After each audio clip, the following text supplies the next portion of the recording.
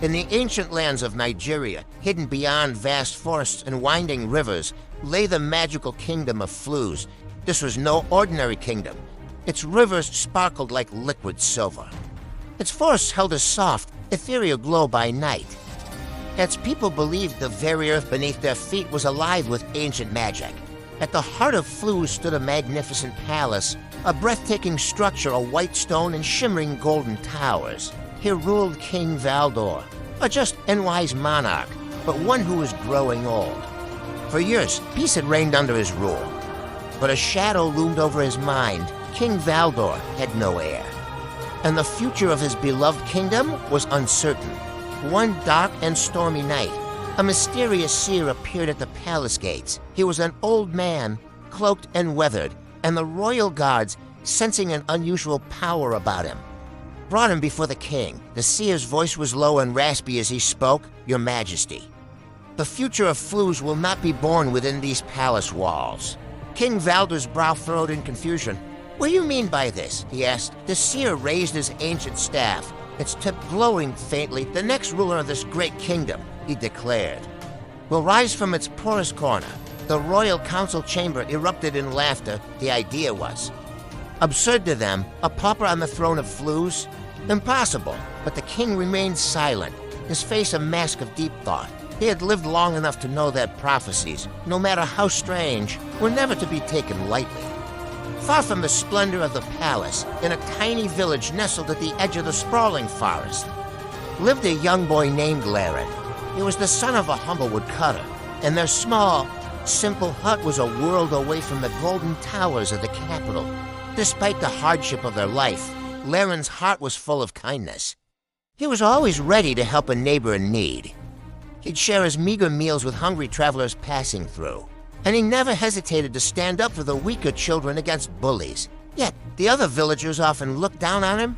"You're a dreamer, Laren," they would say with a smirk. "You're nothing more than a poor woodcutter's son, and you should remember your place." But deep down, Laren always felt a quiet certainty that his life was meant for something more, a greater purpose he couldn't yet understand. Meanwhile, within the opulent walls of the palace, a dark ambition was festering. Lord Karvek, the king's most powerful and trusted minister, secretly coveted the throne for himself. The prophecy of the seer struck him like a bolt of lightning, filling his heart not with wonder, but with cold, calculating fear. "If some poor child is destined to become king," he schemed, "then my path to power is blocked forever," driven by his hunger for the crown. He hatched a cruel and ruthless plan. He dispatched his soldiers across the kingdom, their orders deceptively simple: find any child who displayed unusual courage, kindness, or leadership, and once found, those children were to be taken away, disappearing without a trace one afternoon. As Laren was deep in the forest gathering firewood, a faint cry for help reached his ears. He followed the sound and soon discovered a magnificent white wolf, its leg caught fast in a hunter's cruel snare. The villagers lived in fear of wolves, seeing them as dangerous beasts. But Laren saw only a creature in pain. He approached slowly, his voice a soft whisper. "Don't be afraid," he said. "I'm here to help you." With gentle, careful hands, he worked to free the animal from the trap. Instead of lashing out, the wolf, once freed, stood calmly and looked directly into Laren's eyes, and then something truly incredible happened. A brilliant silver light began to emanate from the wolf's fur before Laren's astonished eyes. The animal's form shifted and grew, transforming into a tall, majestic spirit guardian.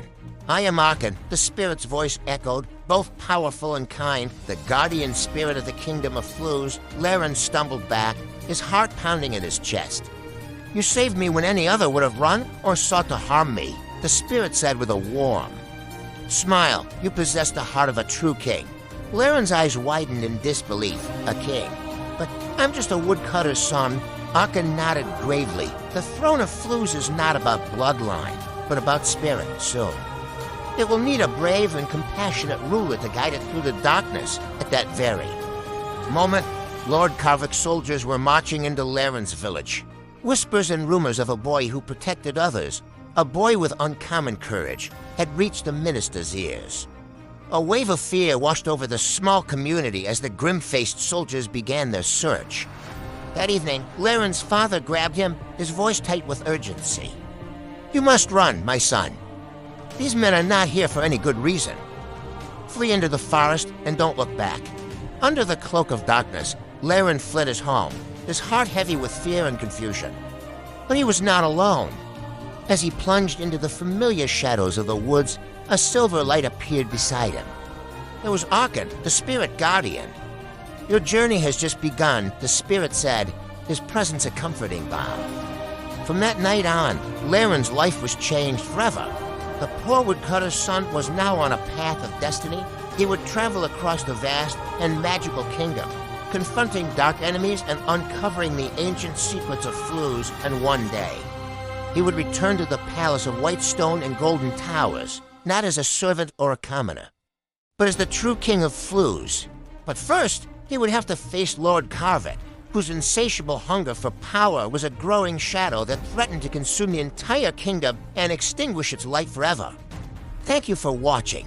If you enjoyed this story, don't forget to like, subscribe, and hit the bell icon so you never miss another adventure. See you next time.